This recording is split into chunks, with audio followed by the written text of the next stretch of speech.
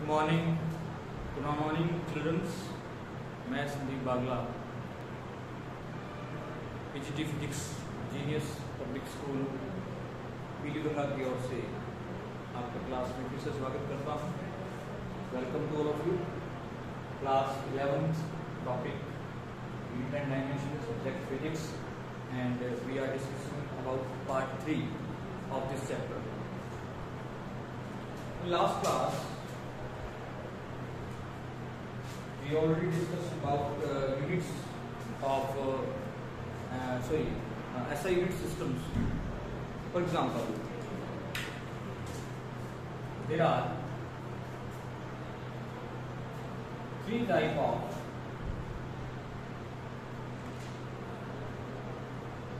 unit system as earlier.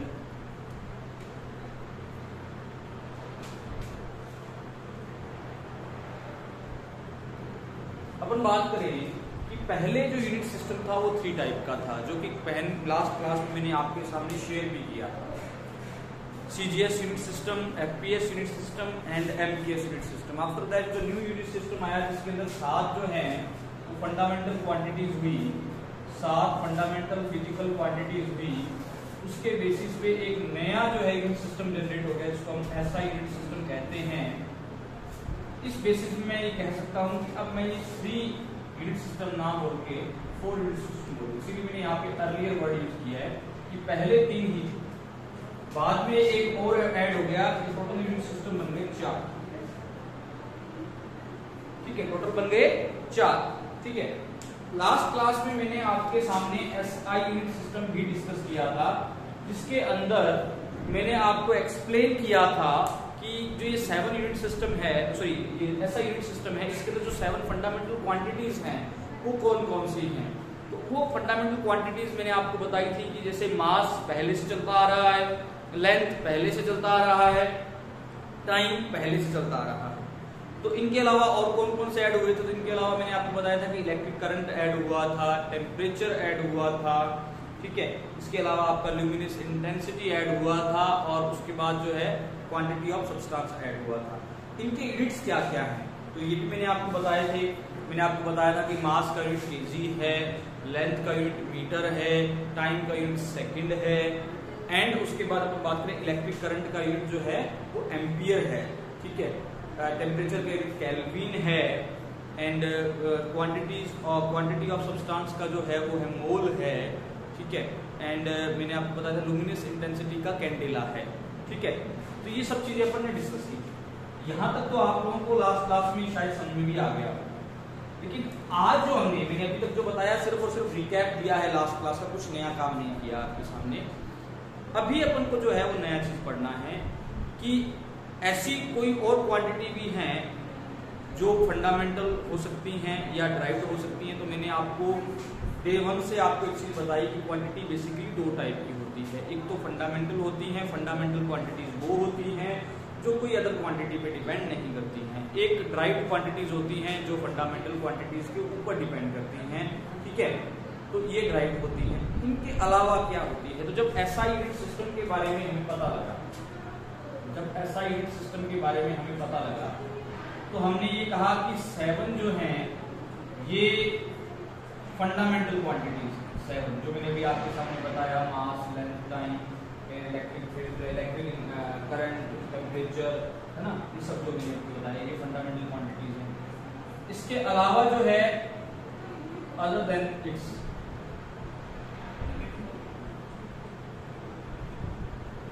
बाकी क्या है? ड्राइव्ड।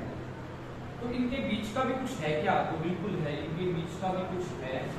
यानी ऐसी क्वांटिटीज ना तो जिनको हम फंडामेंटल क्वांटिटीज कह सकते हैं, ना जिनको हम ड्राइव्ड क्वांटिटीज कह सकते हैं। ऐसी क्वांटिटी को हम कहाँ रखें? तो ऐसी क्वांटिटीज हैं बेटा सप्लीमेंट्री क्वांटिटीज। तो आज का टॉपिक हमारा यहीं से शुरू हो रहा है कि 7 फंडामेंटल क्वांटिटी है, 7 फंडामेंटल है, प्लस 2 जो है 7 फंडामेंटल है, प्लस 2 क्वांटिटीज ऐसी हैं जो सप्लीमेंट्री क्वांटिटीज।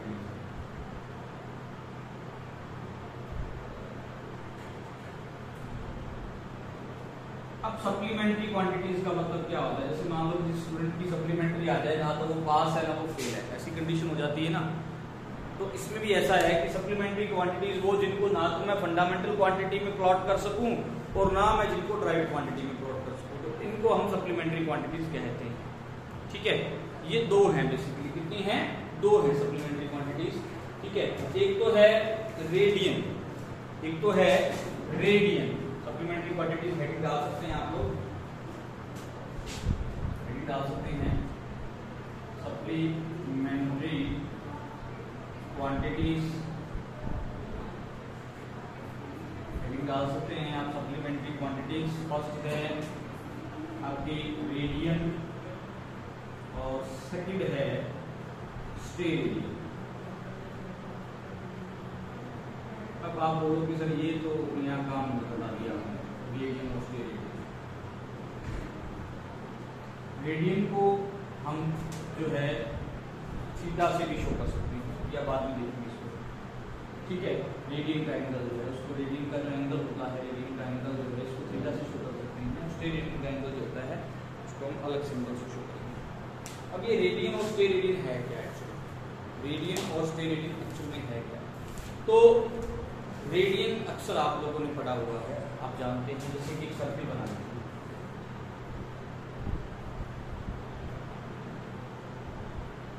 ये सर्कल का सेंटर हो गया, ये सर्कल की रेडियस होगी r। ठीक है, सपोज कीजिए कि मैंने A पोजीशन से इस सर्कुलर पाथ पे मूवमेंट करना शुरू कर दिया और मैं P पॉइंट पे पहुंच गया। ठीक है, A पोजीशन से मैंने मूवमेंट करना शुरू कर दिया और मैं B पोजीशन तक पहुंच गया। ऐसी कंडीशन में B पोजीशन से अगर मैं O के साथ इस लाइन को यूं मिला हूं, this is also a radius, ये भी रेडियस है। एंड अगर मैं बोलूं कि मैं कितना चल गया, तो मैं एंगुलर पाथ चला हूं, एंगुलर डिस्प्लेसमेंट किया है मैंने वो थीटा किया। ठीक है, तो मैंने कितना किया? Theta. This angle is donated bye radian. Theta का जो फॉर्मूला होगा वो क्या होगा? आर्क अपॉन में रेडियस। थीटा का जो फॉर्मूला होगा वो क्या होगा? आर्क अपॉन में रेडियस। ठीक है, ये क्या होगा? आर्क अपॉन में रेडियस। तो मैं कह सकता हूं कि angle, the angle made by an arc, the angle made by an arc of the circle equivalent to its radius at the center is known as radian, as the center is known as radian। ठीक है, simple सी theory है कि किसी भी, अगर आप ये सब कुछ याद नहीं रखना चाहते, एक सिंपल वर्ड याद रखना चाहते हैं, इतना कुछ मैंने थ्योरी स्टेटमेंट बोल दिया, ये समझा दिया, कुछ नहीं आपको याद रखना। आप सिंपल याद रखना चाहते हो तो आप सिंपल बोल सकते हो कि रेडियन कौन है? रेडियन किसी एंगल के लिए है, और कौन से एंगल के लिए? 2D के एंगल के लिए। 2D मतलब किसी सर्कुलर के एंगल के लिए हो गया। सर्कल जो होता है तो 2 डायमेंशन में बनता है, अपन सबको पता है। लेकिन अगर अपन एक स्फीयर ले लेते हैं, ठीक है, स्फीयर, अब स्फीयर होता है 3D, स्फीयर होता है 3D। ठीक है, स्फीयर का भी सेंटर होगा वो।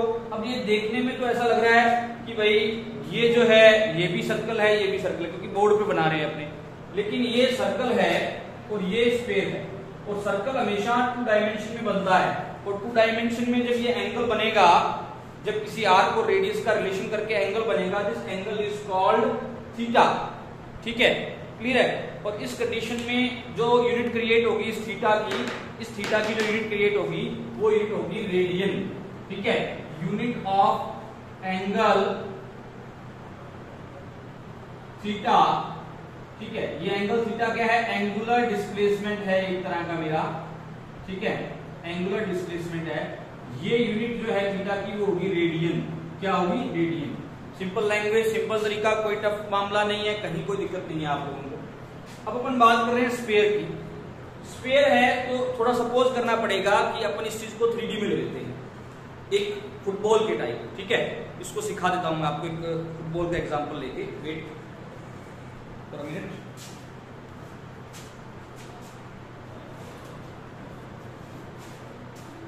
तो मेरे सामने एक इस तरह से फुटबॉल है। ठीक है, ये मेरे सामने एक फुटबॉल है, तो ये एक तरह का स्फीयर है। सपोज कीजिए एक फुटबॉल है, थोड़ी इसमें हवा कम है, बट ठीक है, नजर आ रहा होगा आई थिंक आपको, स्फीयर हो गया। अगर मैं इसका सेंटर को अंदर की साइड ओ सेंटर और इसका एक सेक्शन कट कर दूं यूं करके, इसका एक सेक्शन कट कर दूं यहां से ऐसे करके इस तरह से एक सेक्शन कट कर दूं, एक पार्ट मतलब इसमें से बाहर ले आऊं। जैसे आप एक कोन, आइसक्रीम वाला जो कोन होता है उसमें से आप बाहर ले आते हैं ना आइसक्रीम, सॉरी कोन, अगर इतना कोन कट कर ले स्फीयर में से, ठीक है। तो सपोज कीजिए मैंने ऐसे करके जो है पार्ट कट कर लिया इसमें से। जिस पार्ट को मैंने कट किया है उसका सरफेस एरिया मैं मान लेता हूं कितना है बेटे, इसका सरफेस एरिया मान लेता हूं डी ए, कितना है डी ए, एंड ये रेडियस इसका भी आर होगा, इसका भी रेडियस का क्या होगा आर होगा। देन ये जो सॉलिड एंगल बनेगा, देखिए सॉलिड एंगल बनेगा बिल्कुल ऐसे, आपने कट कर लिया इसमें, जिसमें फुटबॉल दिखाया आपने आपको, इतना पार्ट आपने कट कर लिया। आजकल गर्मियां हैं तो सबसे बढ़िया एग्जांपल आपके सामने रखता हूं। जैसे आप लोग वाटरमेलन लेके आते हैं मार्केट से, और वाटरमेलन से इस तरह से आप एक पीस बाहर निकाल लीजिए, इस तरह से जैसे मैंने निकाला है ये पीस इस तरह से बाहर निकाल लीजिए, तो वाटरमेलन एक एंगल बनाएगा इस टाइप से, जो एंगल 2D में नहीं होगा 3D में होगा, ये वाला एंगल बनेगा एक्चुअली, इस तरह से एंगल बनेगा, दिस एंगल बनेगा, ये एंगल बनेगा जो 3D में होगा। दिस एंगल इज कॉल्ड, इसको इस तरह से डी साई की फॉर्म में लिखो, साई तो नहीं बोल सकते इसको, ठीक है, फॉर्म भी नहीं बोल सकते, ठीक है। तो इस तरह से सिंबल है इसका, तो डी साई बोल देते हैं, तो ये स्टेरेडियन का जो है एंगल। अब ये जो है ये स्टेरेडियन, ये सॉलिड एंगल हो गया, दिस इज सॉलिड एंगल, और इसकी यूनिट जो होती है, unit of solid angle is steradian, इसकी जो यूनिट होती है वो स्टेरेडियन होती है। सिंपल सी बात समझ आई आपको, ठीक है। इसका जो फॉर्मूला होता है वो डी साई बराबर होता है D A by R square, इसका फॉर्मूला होता है। जैसे इसका फॉर्मूला मैंने आपके सामने रखा, theta is equal to R upon में radius, theta is equal to R मान लेते हैं, यहाँ से यहाँ तक आपने dx ले, तो dx बाय आर, ठीक है। ये हो गया डी ए, ये सरफेस एरिया डी ए और इसका रेडियस आर, तो डी साइज जो है वो हो गया D A by R square. तो सिंपल बात में इसको खत्म करते हैं, अगर सॉलिड एंगल है उस केस में सॉलिड एंगल की जो यूनिट होगी वो स्टेरेडियन होगी। अगर 2D में एंगल है उसकी जो यूनिट होगी वो रेडियन होगी। सिंपल सी थ्योरी, मामला खत्म। कोई दिक्कत हो तो आप बता सकते हैं।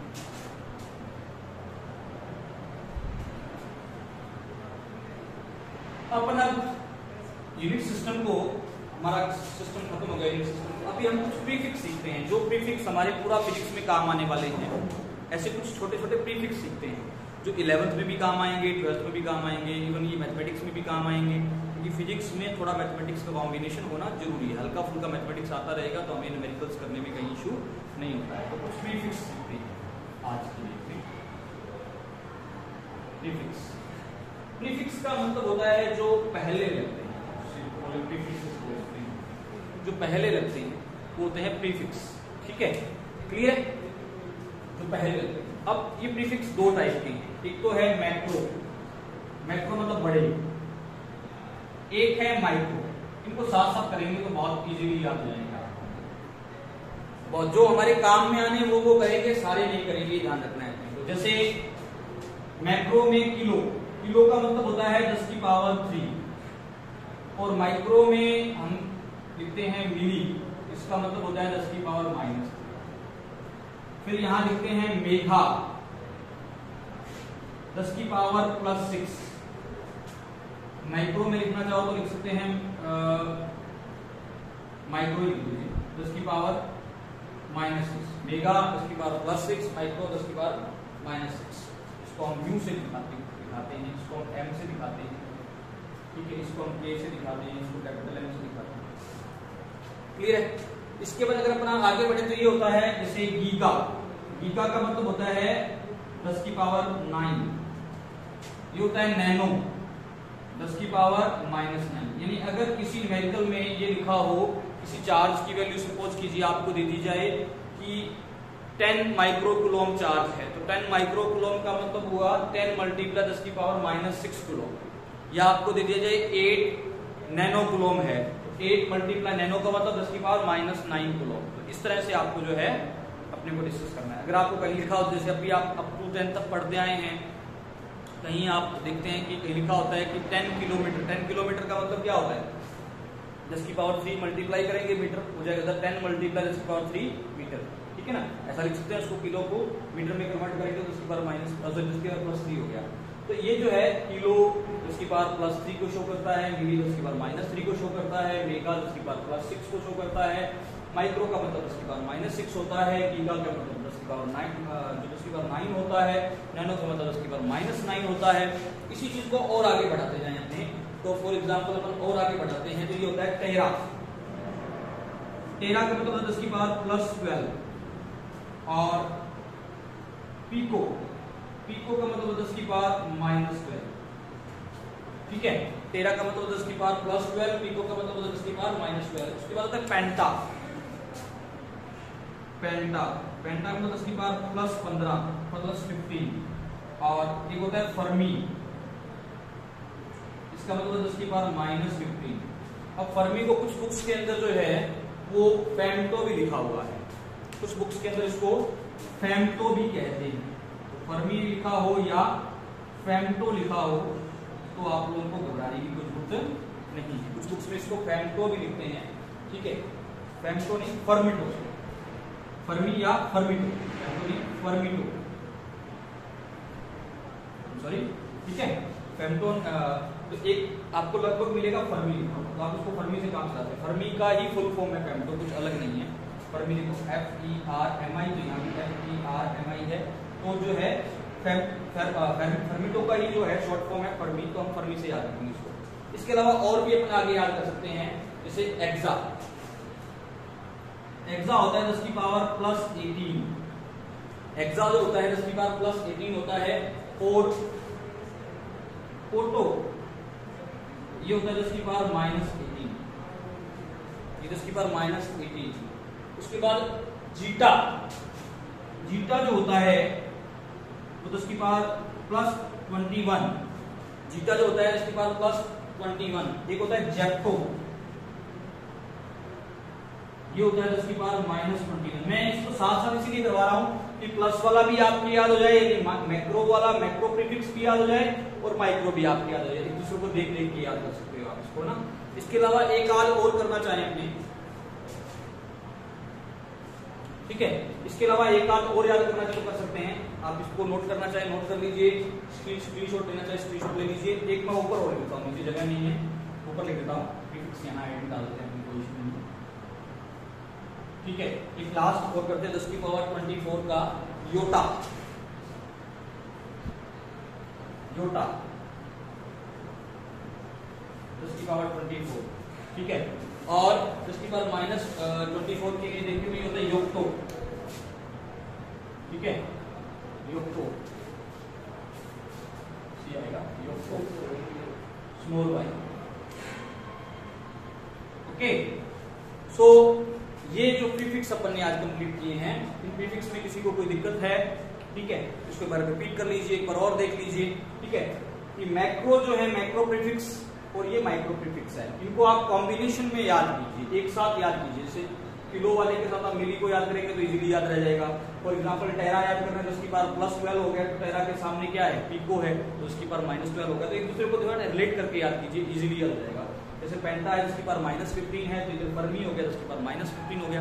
तो इस तरह से जो है पेंटा जिसकी पावर +15, फर्मी जिसकी पावर -15, इस तरह से यहाँ पर रिलेट करके एक दूसरे को आप देख सकते हैं।